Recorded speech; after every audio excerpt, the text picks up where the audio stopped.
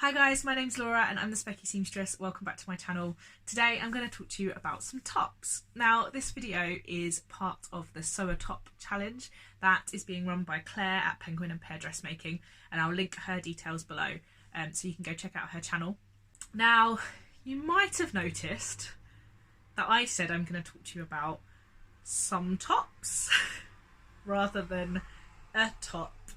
Now I found it quite hard to settle on what top I wanted to sew, and I've been looking for a good basic top pattern recently, or several good basic top patterns, both jersey and woven. I'm particularly on the hunt for a really good set-in sleeve woven top because I think they're just a really versatile thing.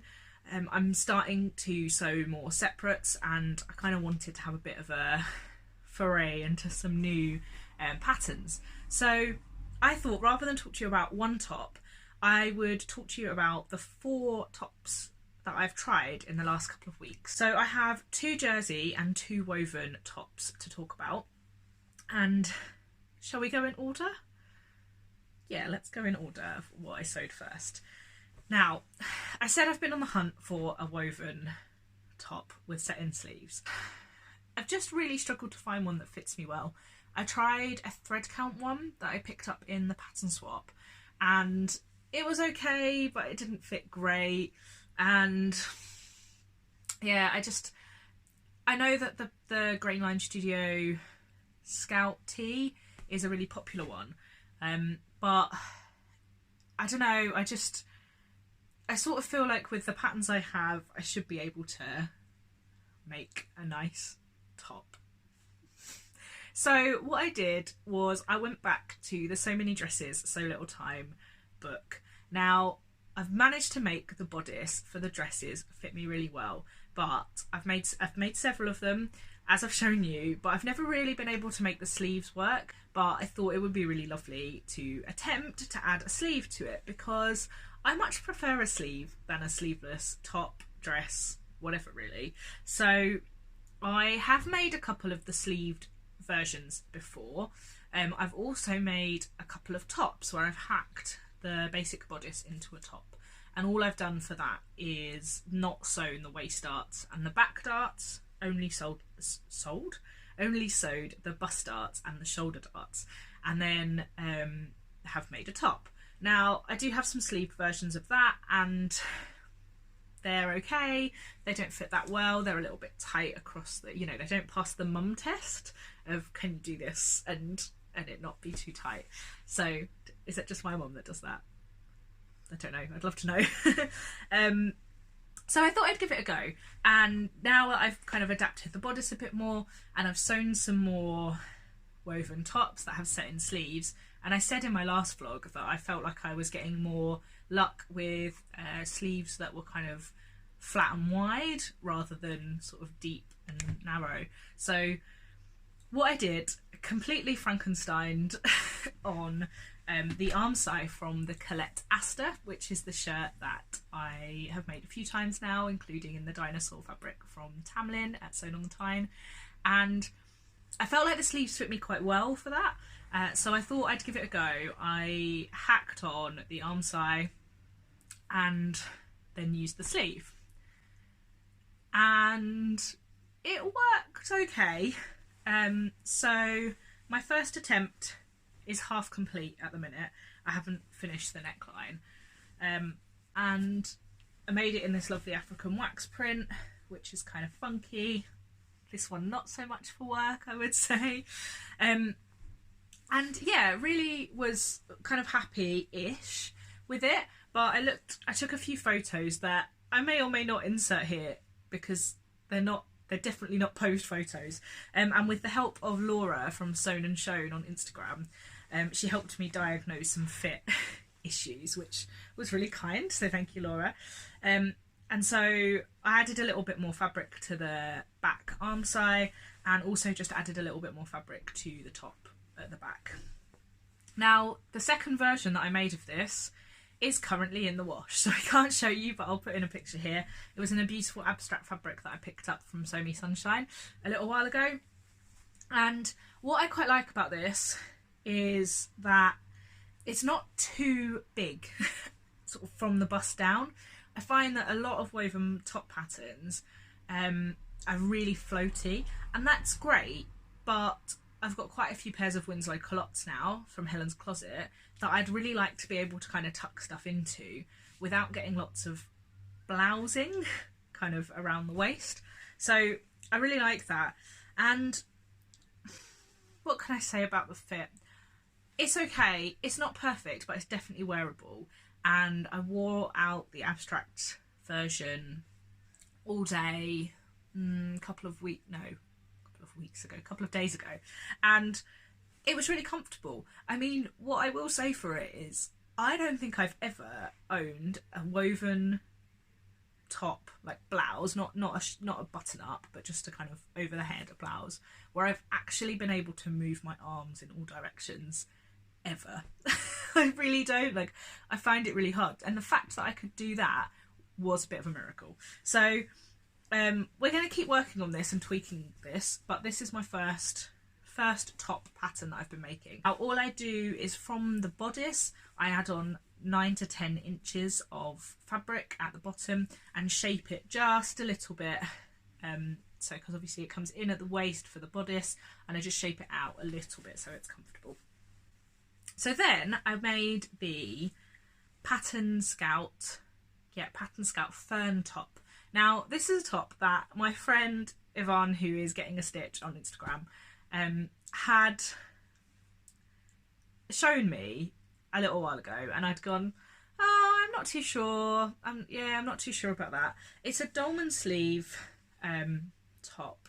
I'll pop in the line drawings, and you have the option of having this sort of box pleat peplum skirt to the top, or a straight skirt. Now, what I actually did was put the straight skirt on the back and the peplum skirt on the front, so that it kind of had the nice shaping at the front but wasn't too loose at the back.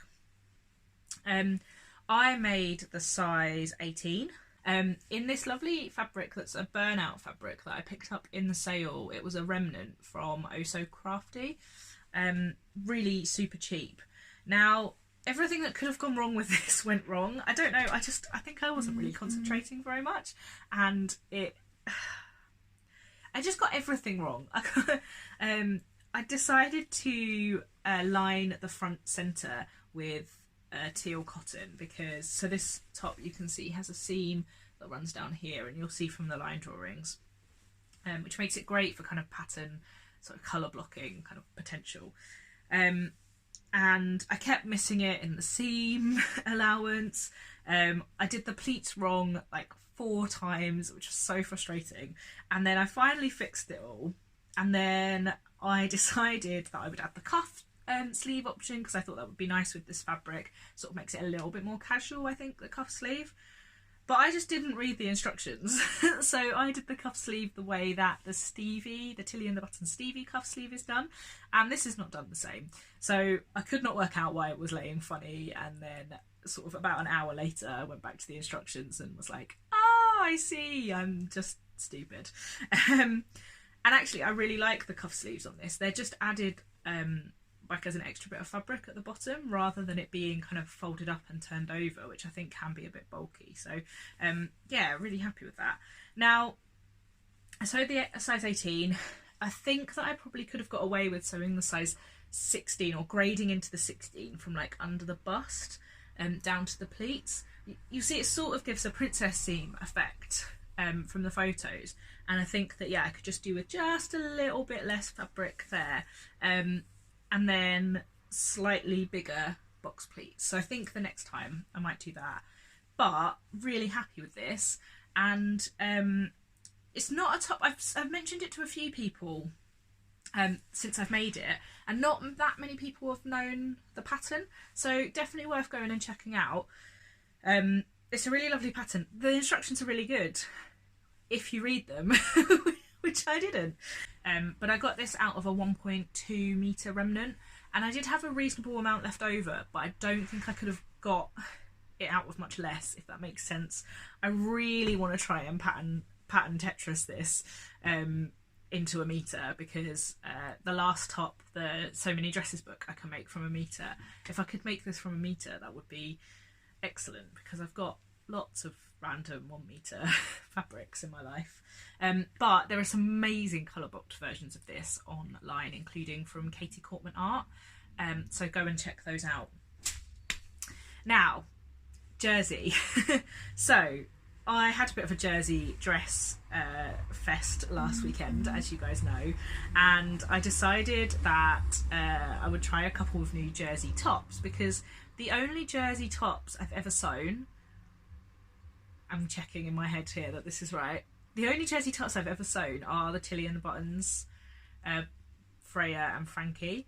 I don't think I've ever sewn any other jersey top.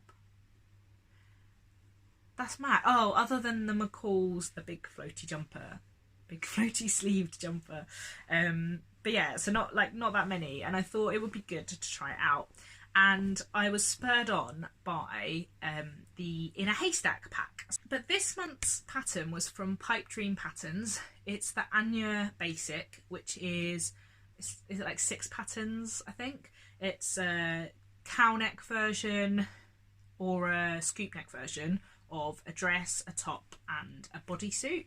So I'm quite excited about the prospect of sewing a bodysuit, because I think that might work really well for like putting kind of high-waisted trousers, skirts, Helen's Closet, Winslow Culottes into them. But I thought I'd start safe and sew the top. Now, the pattern hasn't been out that long, but did find an error in the sizing. So if you have the pattern, go check out Pipe Dream Patterns Instagram account and check your email, because there should be something coming around. It should have come out already by the time this video goes live, but if not, it will be out really soon. An update to the pattern, because the sizing for the top was a bit out, particularly in the larger sizes. So when I first looked at the pattern, it said the largest size for the top for the waist was 31 inches, and I was like, look, I know that there's negative ease in a jersey top, but that's a lot of negative ease to fit. And no, it's not the case, it's not true, it's actually 41 inches. The pattern has a reasonably high-necked front and then a big scoop neck at the back. Now, I made a plain grey top. If you'd have told me a year ago that I was going to make a plain grey top, I definitely wouldn't have believed you. I thought I was going to be all about all the pretty things all the time, all the crazy fabrics. But I'm actually taking quite a lot of joy in thinking about the basic things that I need in my wardrobe. And I used to have a plain grey sleeveless top from Primark, which I wore all the time. Now, one of the reasons I wore it all the time was because all of the wrap dresses that I had were really low and I needed it for like decency, particularly at work. Now I don't have that problem anymore, but a good solid basic tee, really, really useful. Throw on a big cardigan, and it's quite casual. Throw on a really nice necklace and some skinny jeans, and it's quite smart. Smart in like going out smart, not smart as in work smart. But yeah, I thought I would give it a go. Now this is a lovely grey fabric from Lubadoo Fabrics. It's like a really nice charcoal, and it was so lovely to sew with. Now I am a nightmare. I find it so hard to part with money for plain fabrics, because I just get so drawn into all of the pretty prints. But this is such lovely quality that I think I might have to buy some more at some point. So there's not a huge amount to say about this. I sewed the XXL and it took less than a metre of fabric. I think next time I'll size down, and I'm also considering popping the seam for the neckband, which is currently at the middle of the back, up at one of the shoulder seams, because I quite like this the wrong way round. I'll try and put in some pictures of both way round, but the scoop neck back isn't too deep and it looks quite nice, I think, the wrong way round. Now the last top that I have is the one I'm wearing. Now in the last vlog I talked about the Colette Moneta dress that I made, and I think I mentioned that it would be quite a cool top because it's a little bit more grown up, I think, to not have a neck band like a t-shirt and for it to be more like a top. So this one, it just has a turnover rather than a neckband. A really nice close-up of my double chin there. So I picked up this fabric from Material Moves in Scarborough. I had 1 metre of it, and as you can see, I couldn't make very long sleeves with 1 metre, but I think that I might try and pattern Tetris this a little bit better next time, because I can make a SewATop with elbow length sleeves from 1 metre, and that has a roll neck. So I'm pretty sure I can make at least elbow length sleeve version of this. But I actually really like it. While I was sewing it up, I had my doubts, if I'm honest. I thought it was going to be a little bit mumsy. But I actually really like it. It's, yeah, it's just a nice jersey top. All I did to this was I took the front and back bodice pieces, I added 10 inches, shaped in a little bit, the same as the woven So Many Dresses alteration. And that was it. I absolutely loved it. Love it. And yeah, I really like the neckline. And as you can see, it's sort of bra strap friendly. My bra straps always fall down. So yeah, it's kind of just about bra strap friendly. But yeah, I think I'll be making more of these. I have quite a few kind of 1 metre pieces of jersey in my stash, so I think it will be quite useful, and I might feel a bit more comfortable wearing this out than wearing like a normal t-shirt with a neckband. So anyway, that's my SewATop video, SewATops video. Sorry Claire if I've kind of gone against the rules.